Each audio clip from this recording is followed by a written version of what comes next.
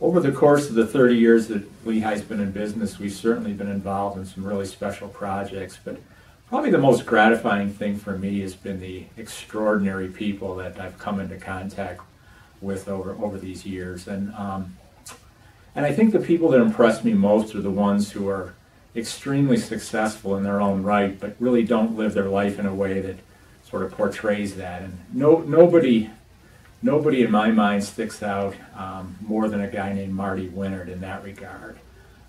Marty started out as a subcontractor, became a landlord, became a mentor, a second father to me, and just a really great friend. Marty operated Carroll's Plumbing and Heating, and by the time I met Marty, there was no need for Marty to continue to be a plumber. As far as he was a very successful real estate investor at that point, but he still ran a plumbing business and kept these very, very humble kind of plumber's roots.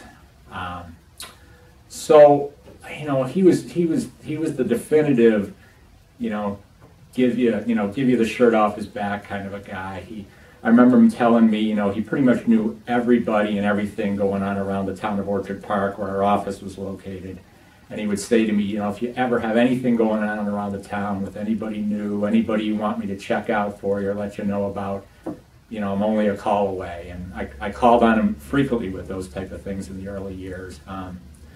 But again, that shirt off your back type of a thing, he was the kind of guy that, you call him on a Sunday afternoon when our hot water tank went, and he said, sure, we'll take care of it. We'll take care of it. And expecting, maybe within the next couple hours to see one of his trucks roll in, and there was Marty, driving in the driveway with a big hot water tank strapped in the back of his, the trunk of his car. I mean, we kind of laughed about that, but, helped him take it out, and we put a new hot water tank in, me and Marty. But my probably favorite story with him, or about him, was there came a point in time where maybe that same car that had the hot water tank in the back needed to be replaced, and he said to me, I've always wanted a Mercedes.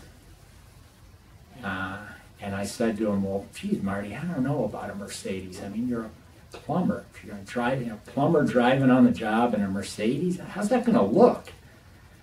So we kind of laughed about that a little bit, and a couple weeks later he drove in to the office and he had a new car, but it wasn't a Mercedes.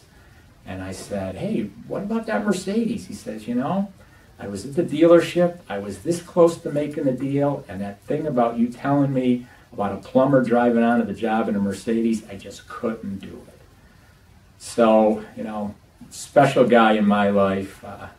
Rest in peace, my friend.